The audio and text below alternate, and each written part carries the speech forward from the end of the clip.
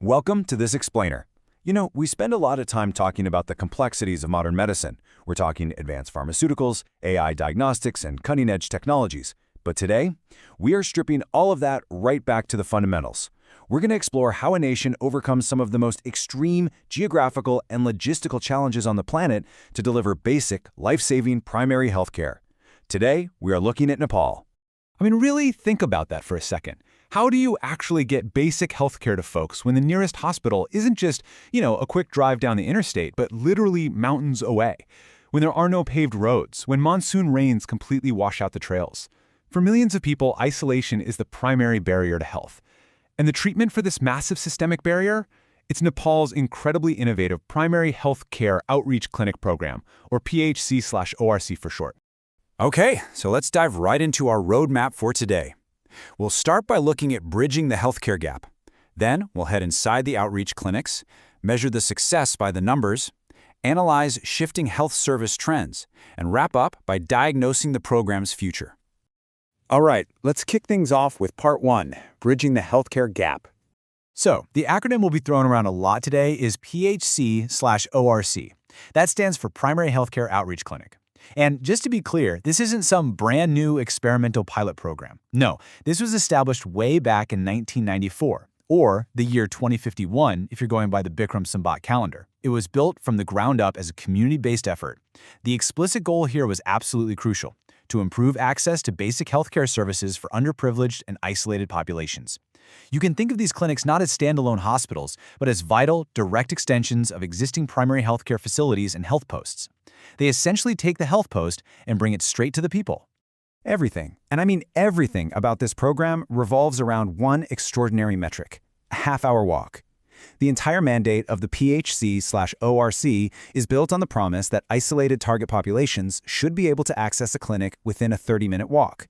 To make this happen, the clinics are held monthly at highly specific predetermined places, times, and dates. It's an incredible logistical commitment to ensuring that geography doesn't dictate a person's fundamental right to health. So what actually happens when a patient walks that half hour to get to the clinic? Let's find out in part 2, inside the outreach clinics. Now, the services provided, they are so much more than just some administrative checklist. They are literal lifelines.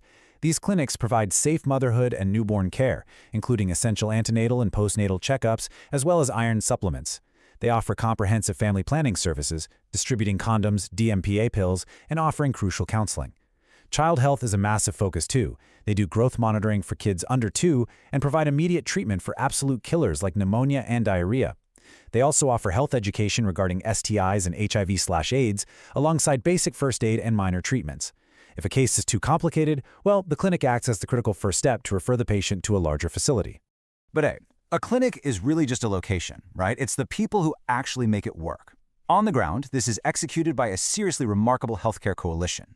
You've got auxiliary nurse midwives, or ANMs, working right alongside paramedics. Crucially, they're supported by female community health volunteers, the FCHVs, who are essentially the backbone of community trust, as well as local NGOs.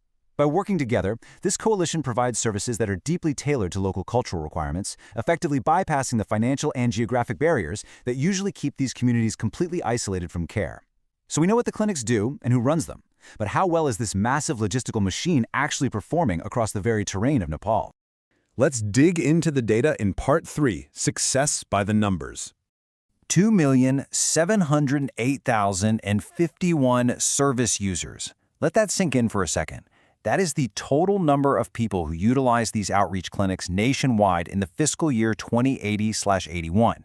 To put that into perspective, that's a massive jump from just over 2.28 million users back in fiscal year 2078/79.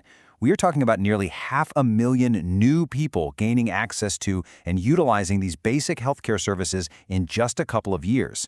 The scale of this outreach is just phenomenal. And operationally speaking, the success behind those numbers is pretty wild. Nationwide, 93.31% of scheduled clinics were successfully carried out. Gandaki province hit a shining 99.11% success rate, while Bagmati is also looking really strong at nearly 94.8%. On the other end of the spectrum, Karnali province sits at 89.16%.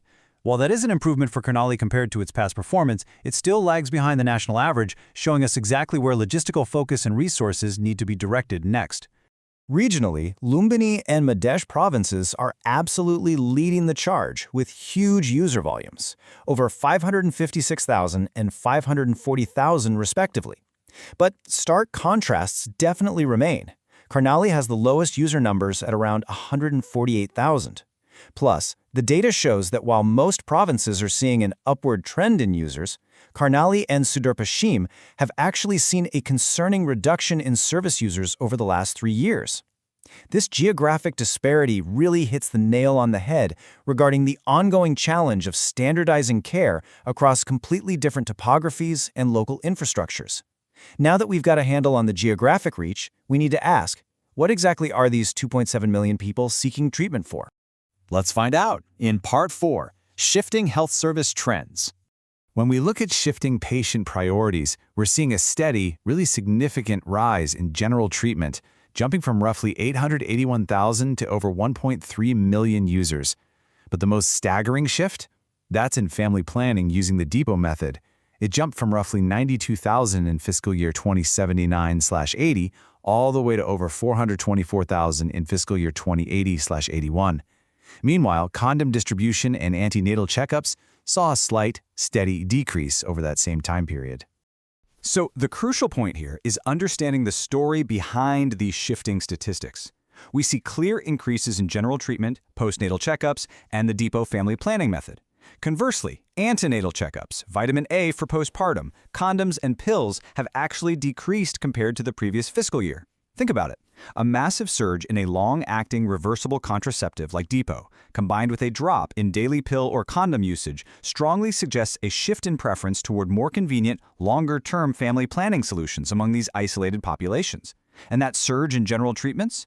It suggests that as trust in these outreach clinics grows, communities are utilizing them way more heavily for their everyday ailments rather than just specialized reproductive care. The data is incredibly encouraging, but as we know, no program is without its flaws, especially one operating at this massive scale.